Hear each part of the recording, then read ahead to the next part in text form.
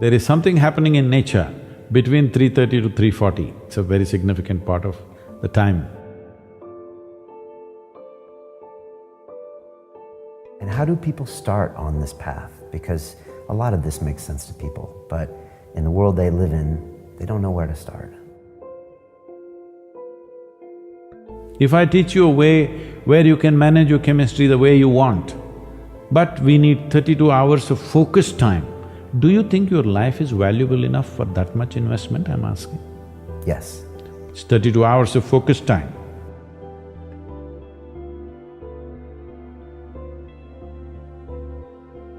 Every human being wants his life enhanced. If you don't show them proper ways to enhance, they will find shortcuts. See, a man who goes to the bar and a man who goes to a church or a temple or whatever, they're seeking the same thing. They're trying to enhance their life, isn't it? If you do not show them a proper way, they will take whatever ways are available on the street, that's all.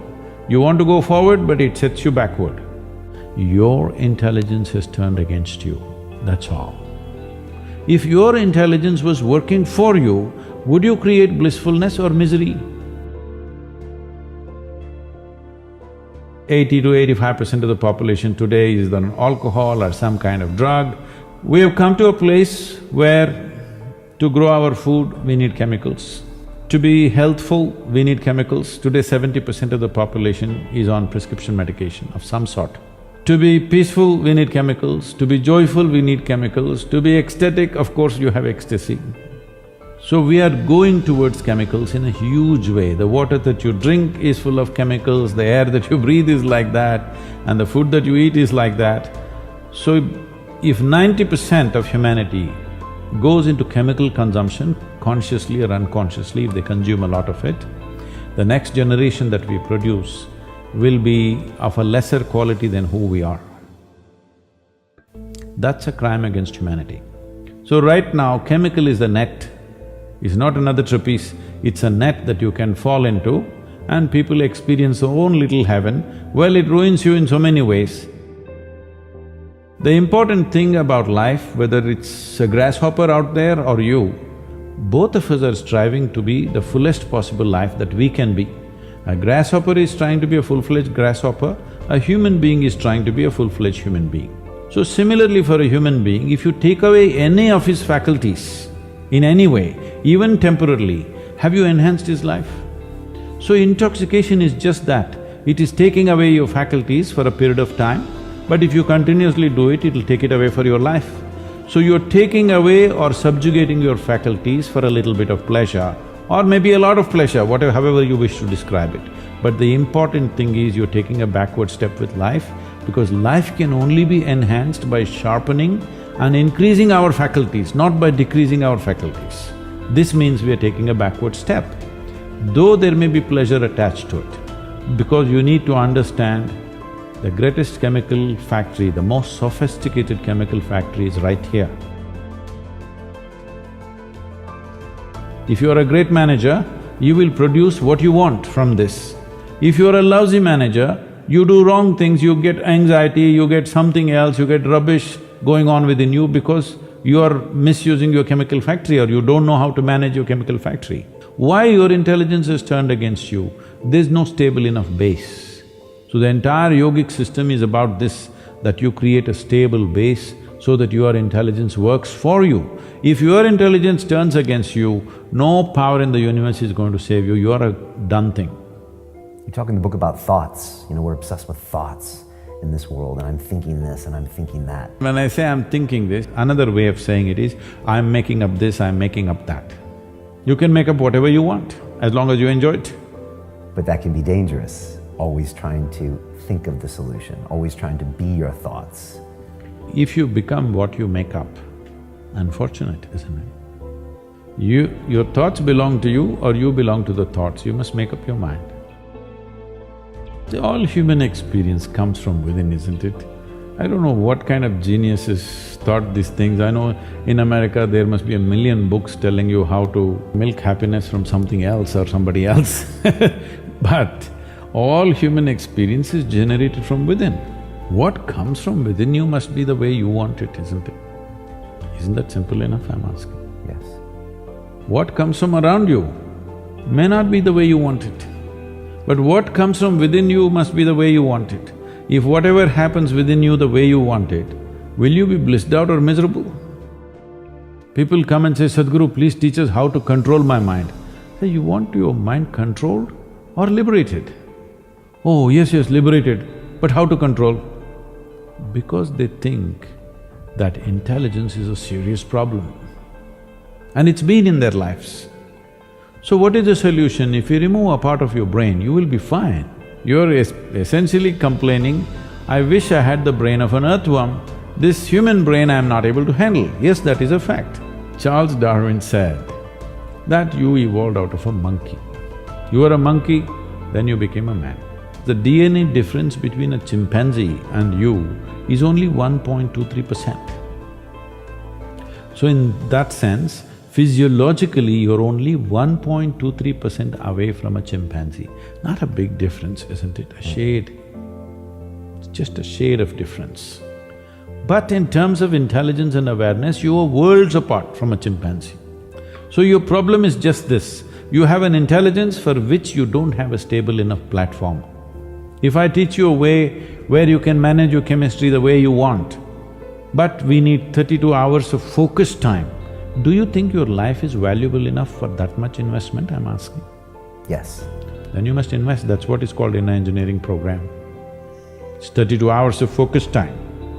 We can format it in different ways, but that much investment has to go in.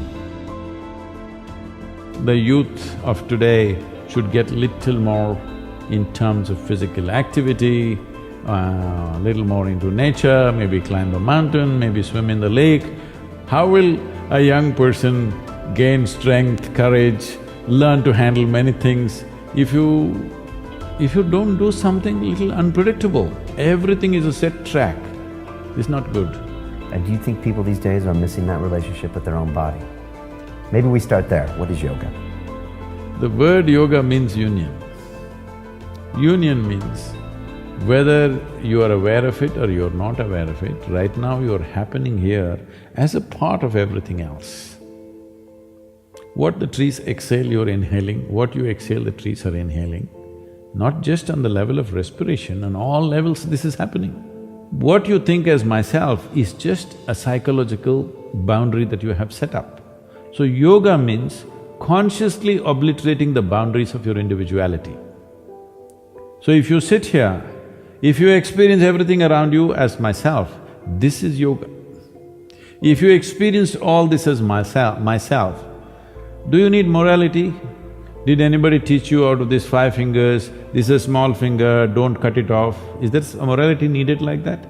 Anything that you feel is a part of yourself, with that you don't need any values, ethics, morals, nothing, because it's a part of you. This is what yoga means. You experience everything as a part of you. When somebody experiences the whole universe as a part of himself, then we say he is a yogi. It is the science of aligning your geometry, your individual geometry with the cosmic geometry. When geometry is congruent with something larger, it becomes like that, it functions like that, it makes you experience yourself like that. So in that sense, you're trying to reorganize your geometry so that it's congruent to the larger or cosmic geometry. Once I started doing simple physical yoga, within a month or two, it doesn't matter where I am till today, morning 3:30 to 3:40, within those 10 minutes I always come awake. There is something happening in nature between 3:30 to 3:40, it's called Brahma Muhurtam in yoga, it's a very significant part of the time. So when that happens, your body just comes awake, it happens to everybody, but they don't notice it. So like this, many changes happen simply because simple yoga. So that's why I'm constantly reminding people, it doesn't matter for what reason you do the right things. Even for wrong reasons, if you do the right things will happen to you. Now it's simple, that doesn't mean it's easy. Well, it's not difficult either. See, most people understand complexity as intelligence. If they make themselves difficult, they are supposed to be intelligent. Making a simple thing difficult is not intelligence. Making a very complex thing simple is intelligence, isn't it? So wrong sense of intelligence, idea of intelligence has entered people's minds. They think if they make a problem out of every solution, they're intelligent. No, no. If you find solutions for every problem, that is intelligence. And how do people start on this path? Because a lot of this makes sense to people, but in the world they live in, they don't know where to start.